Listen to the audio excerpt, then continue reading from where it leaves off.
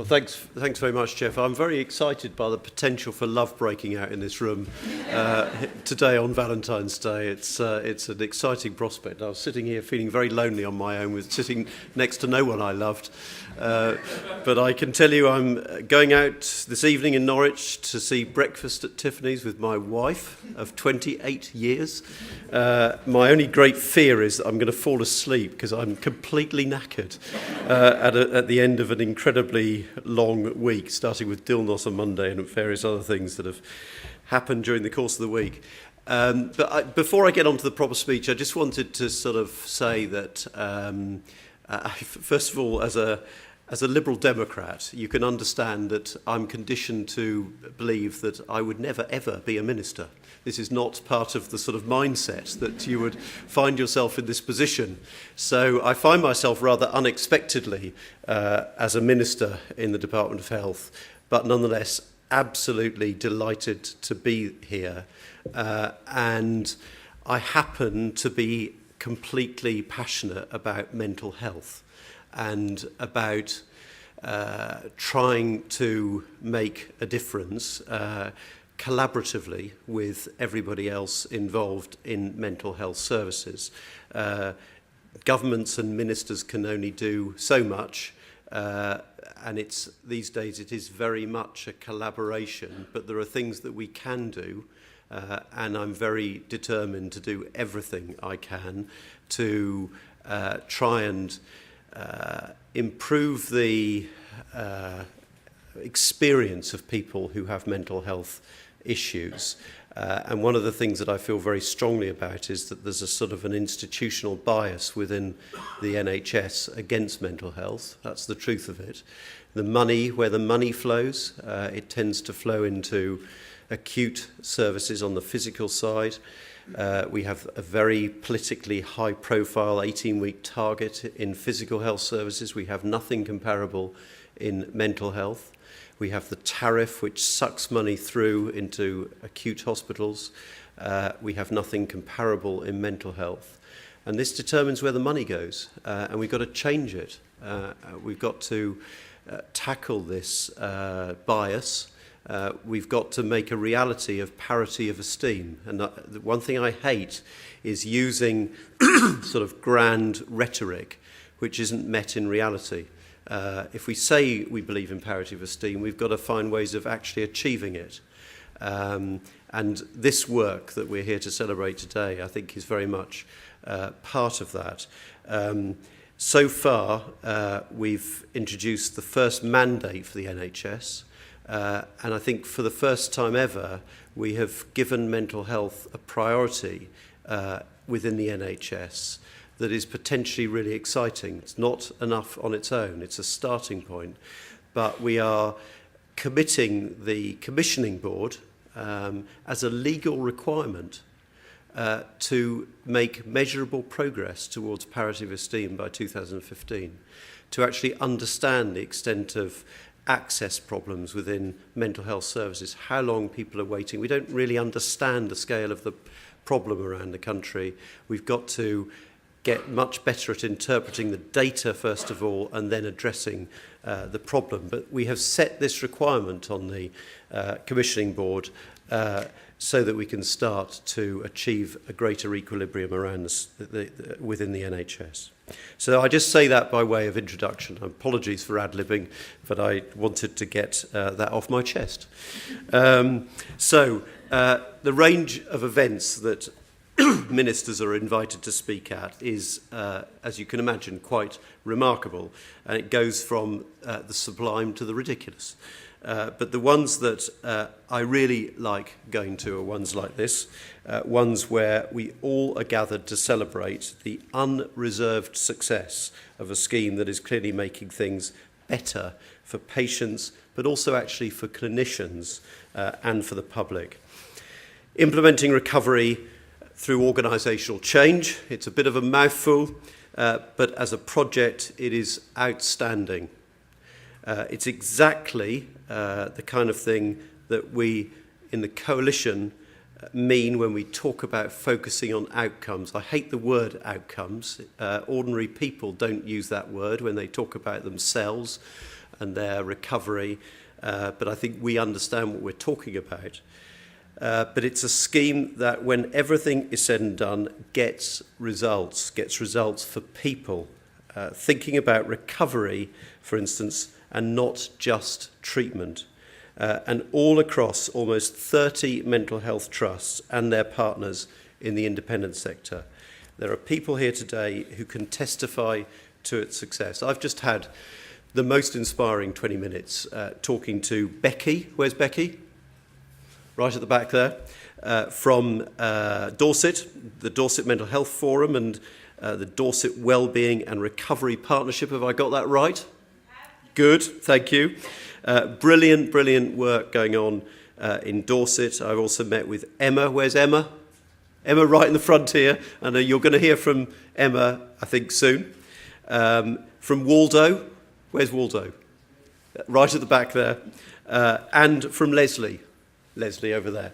And just talking to these four people about the work that's been underway, I found incredibly inspiring, and understanding just what a difference this approach can make, hearing about the recovery colleges and so on. Emma has drawn from her academic expertise, a psychology degree, and also her life experience to evaluate the pilot sites. She's looked at the service from the perspective of individual users rather than a broader but less personal study, and she has used that perspective to identify the specific benefits that the programme brings.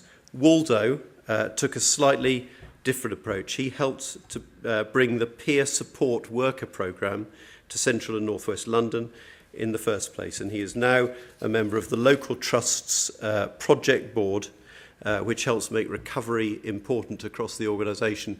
Waldo's sort of life story is remarkable, and it's so inspiring to hear someone who was in a pretty bad place and is now doing incredibly inspiring work, helping other people in difficult circumstances, but with the ambition of recovery. I just think it's magnificent. So something I learned about the programme by speaking to both Emma and Waldo is how innovative it is. It's a great demonstration that not all innovation is developed in expensive labs or by multi-million-pound technical workshops.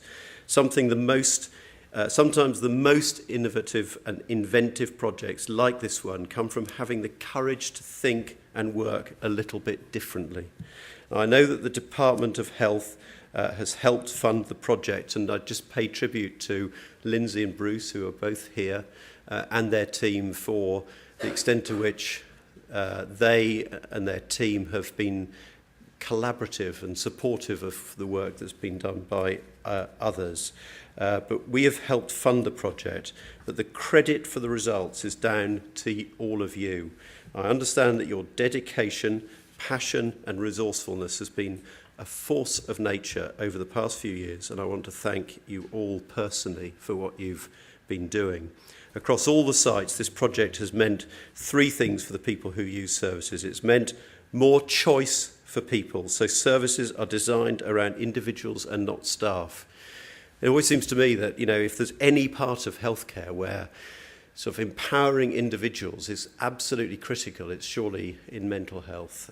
And too often in the past, the system has simply failed to do that. And when we talk about time to change and the need to tackle stigma, we have to recognise, as has been said many times, that sometimes the mental health workforce are some of the areas where it's most important and sometimes most difficult to change attitudes. And so the work you're doing here is fundamental to achieving that objective. It has meant more of a focus on self-management, which is a far more sustainable way of approaching mental health. And it has spread the concept of the expert patient far wider than it has gone before, making the clinician-patient relationship more equal, which is how, of course, it should be. The fact is, the people who actually use mental health services have wanted projects like this for years. It gives far more structure to their treatment and aim at the end of everything that will help them rebuild their lives and get back on a stable footing. In other words, not just coping with illness, but thriving, whether or not they're suffering from symptoms. As far as I'm concerned, recovery should be the be-all and end-all of what mental health services should aim to do. That is reflected in our mental health strategy as well. But to take that aim from the pages of a strategy document and turn it into reality is often pretty challenging. It will mean big changes in the way that we all work. Some people will feel put out, really challenged. Others will feel like the rug is being pulled from under them. It's never easy to handle a big change in the way mental health services operate and how professionals work. It means creating new relationships from scratch, but it is worth fighting for. A bigger focus on recovery will mean mutual respect between service users and staff. It will mean more education, coaching and help, and it will mean more self-management, leading to more independence. Recovery-focused services don't just challenge existing practices, they also value the expertise of users. This means enabling users to make their own contributions in supporting others, in training professionals, and becoming part of the workforce themselves. And I'm not just here to pat you on the back, I also want to talk for a moment about the second stage of the project. I suppose it counts as a litmus test. Rolling out the project across the country will be tough, and there will probably be new challenges that will have to be faced down. But if the existing project sites have shown us anything, it's that those obstacles can be overcome. There is now a precedent. The recovery colleges, which I mentioned earlier, are in place. Dozens of organisations have said they will work together in the project over the coming years. And what I want to be able to come back here in next year and hear from more people about how they have used the principles of recovery-based treatment to change people's lives. And actually also from the professional's point of view, when often people feel in their jobs under enormous pressure with financial challenges becoming ever more pressing, suddenly using this approach, the professional's life is enriched. They feel that they're achieving something of great value as they see people recovering and their lives being enriched and enhanced. So this is of great value to both the service user, the individual, but also the professional, and it's that great collaboration that I think can be so powerful. So I'm sure that will happen, that we will get more people involved, more people benefiting from it, so that the next stage of this project delivers real results. Thank you so much for everything that you've done.